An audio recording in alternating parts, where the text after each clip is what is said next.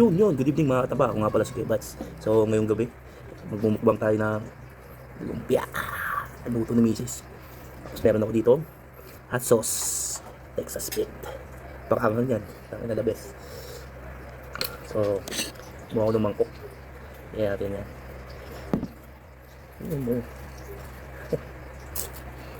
Let's go. Nalo.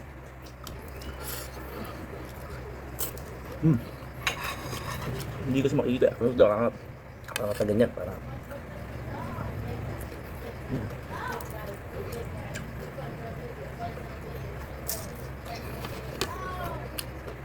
ulam lang.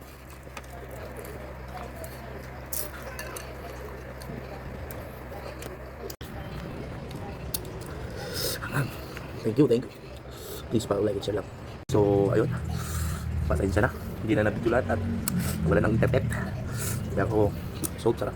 Thank you.